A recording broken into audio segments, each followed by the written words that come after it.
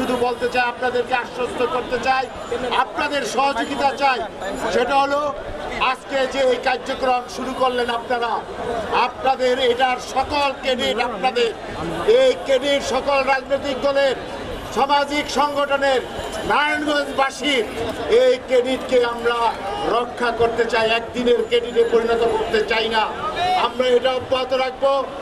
আমরা যারা এখানে হকারি করেন তাদের প্রতি আমার আহ্বান থাকবে যে আপনারা এই নারায়ণগঞ্জ মানুষের পালসটা বোঝেন এবং আপনারা এই ফুটপাতে এবং রাস্তায় বসার চেষ্টা করবেন না। আজকে আমরা স্বাভাবিকভাবে করলাম, পরবর্তীতে আমরা আইন শৃঙ্খলা বাহিনীর মাধ্যমে আপনাদের মালামাল তুলে নেব, সিজ করব এবং আইনের আওতায় এনে সাজার ব্যবস্থা হবে। আমরা সেটার দিকে চাইতে চাই না। সুতরাং আমাদের কথা হলো যে আপনারা এটা বজায় রাখবেন, এটাই আমাদের প্রত্যাশা। তবে আপনাদের জন্য বলতে চাই, যারা কর্মহারা হবেন তাদের জন্য আমরা ব্যবসায়ী সংগঠনের সাথে কথা বলেছি। প্রত্যেকটা গার্মেন্টসে 20 জন করে, বড় বড় গার্মেন্টসে, ছোট ছোট গার্মেন্টসে, মাঝারি গার্মেন্টসে 10 জন করে, ছোট গার্মেন্টসে আপনার 5 জন করে এই হকারদের তালিকা থেকে নিয়োগ দেওয়া হবে। যদি যারা যেতে চান তাদেরকে আমরা সেইভাবে পুনর্বাসন করব। আমরা আর নারায়ণগঞ্জে হকার দেখতে চাই না। করে সড়ক দখল করে যানবাহন চলতে পারে না, আজকে ওই মানুষ ফুটপাত দিয়ে হাঁটতে পারে না, সেই ধরনের অবস্থা নারায়ণগঞ্জে, অরাজকতা নারায়ণগঞ্জে হতে দেওয়া হবে না। ইতিপূর্বে এই বিষয়টি নিয়ে অনেক জল ঘোলা হয়েছে নারায়ণগঞ্জের। আমরা বলতে চাই সরকারি দলের পক্ষ থেকে, যেটা আমাদের সরকারি দলের একক কোনো কৃতিত্ব না এবং একক কোনো প্রোগ্রাম না, এটা সকল রাজনৈতিক দলের কৃতিত্ব।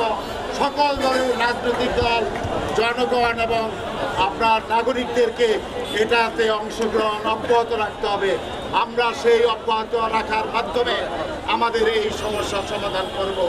আমি আপনাদেরকে আশ্বস্ত করতে চাই, আজকে আমাদের এমপি মহোদয়, ডিসি মহোদয়, এসপি মহোদয় সহ জেলা পরিষদের প্রশাসক সহ আরও অন্যান্য নেতৃবৃন্দের সাথে আমরা এরপরে সিটি কর্পোরেশন থেকে, আপনি একটা জিনিস দেখেন, ঢাকা 2 সিটিতে মাত্র 20,000 এই অটোরিকশার অনুমোদন দেওয়া হয়েছে, অথচ নারায়ণগঞ্জের মতো একটি ছোট শহরে 17,800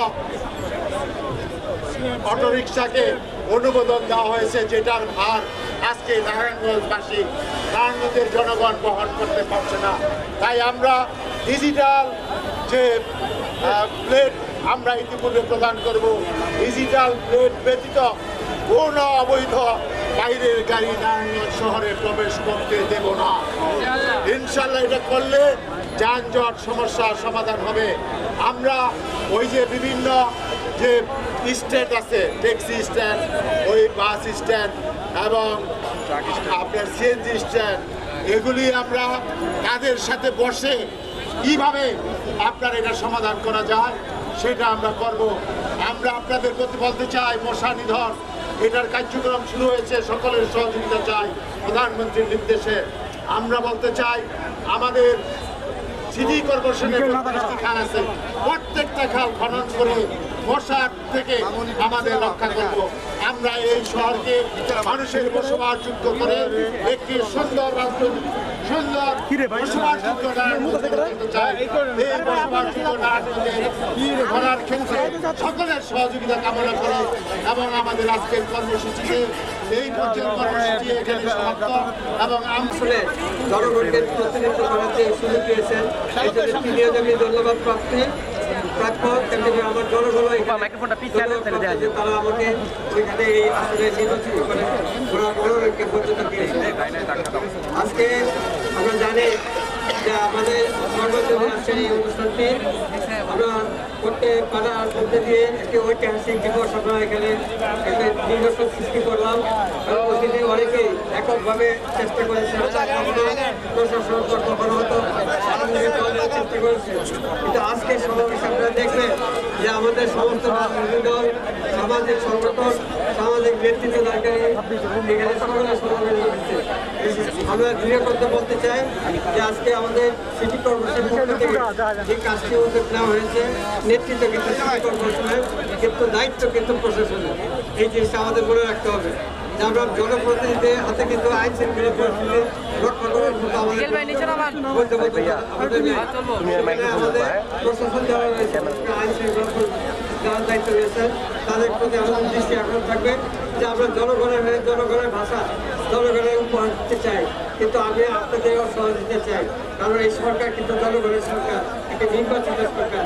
এই জিনিসটা আমাদের মনে রাখতে হবে। বিগত দিনে অনির্বাচিত সরকারের দ্বারা প্রশাসন পরিচালিত হয়েছে, যে কারণে প্রশাসনের কোনো দায়িত্ব ছিল না, জবাব দিতে।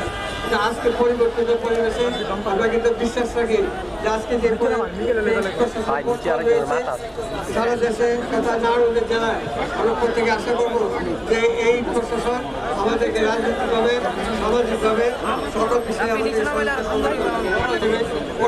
প্রত্যক্ষভাবে আমরা প্রত্যেকেই চাই আপনাদের আশা পূরণ করার জন্য।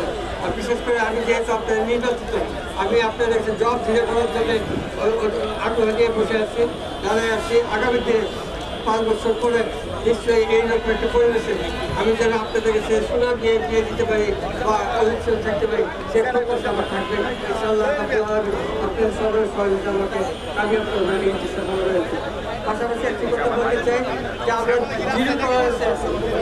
অনেকেই এই বিষয়টাকে সন্তুষ্ট রাখতে যে আজকে হয়তো উচ্ছেদ হবে, কিন্তু কালকে হয়তো আমার সবার বসে যাবে। বন্ধুদের যে দৃষ্টান্ত এখানে স্থাপিত হয়েছে, এটা দীর্ঘমেয়াদী একটি বিশ্বাস। এই বিশ্বাসটাকে আমরা একটু ভাঙতে হবে। এই বিশ্বাসটা ভাঙিয়ে আমরা প্রমাণ করবো যেন আমরা যার কথা বলি আমরা সেটা কার্যে পরিণত করি। এবং এই সরকার সরকার যেহেতু এখানে চাঁদাবাজি, দখলদারিত্ব, বেআইনি কোনো বিষয়ে কোনো অস্তিত্ব থাকবে না।